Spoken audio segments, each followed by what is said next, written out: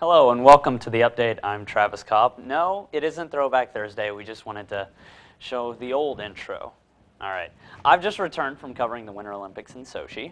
I'd have pictures, but NBC sued me for my selfies, and so now I only have 5 onion rings to show a Burger King Olympics logo.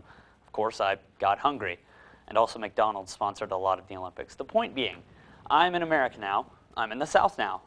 What did I miss? First, it was a noose hung from the neck of a civil rights icon statue. Then, a day later, an African-American student was called the N-word and doused with alcohol from a moving car. When I heard it, I kind of, popped my head up, and that's when he threw it. He just threw it out of a red cup. It was "You black n***." Please, oh please, oh please, oh please don't be LSU. Despite the incidents, the university's chancellor tells CNN the climate at Ole Miss is one of tolerance and acceptance. Phew, that was a close one. For a white male like me, nothing is more horrible and embarrassing than being reminded you did horrible things to an entire group of people simply because of skin color. Something tells me those priorities aren't right. But really, let's look at this. What could have given away Ole Miss would be the center in time travel back to racial intolerance. Could it be the Rebels mascot, or maybe the state flag with the reference to the stars and bars in there? No, it's probably because they had to change their actual mascot from a Confederate-looking general to a black bear. Key on black bear. Sometimes the answer isn't as obvious as it actually is.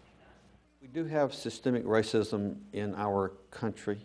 We have it in this state, and we have it in this university, much less so than in years past.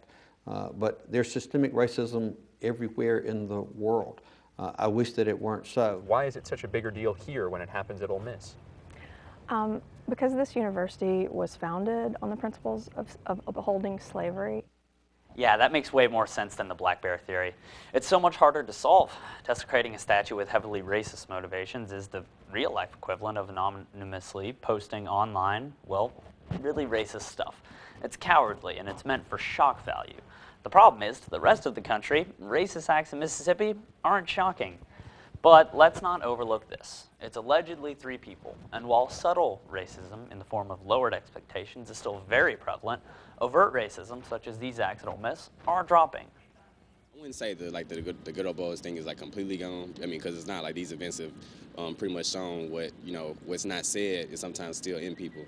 But I believe it's not everybody. It's not an overwhelming majority. You can always tell whenever you walk in the classrooms and it's like segregated. One side's white, one side's black. It's like that in every class. Maybe some good can come from this. We can realize that we as a culture are not even close to solving the country's racial problems. It didn't end with the country's first black president, just like racism at Ole Miss didn't end with their first black student. By the way, the statue that was vandalized is of Ole Miss' first black student. The bravery shown by that man contrasts with the cowardice of these students' actions. Tell me, white supremacists, who really is the better person here? God, I hope white supremacists aren't watching this. But you should, audience, because missing the mark moves from Mississippi to Arizona, and a different discrimination. Stay tuned.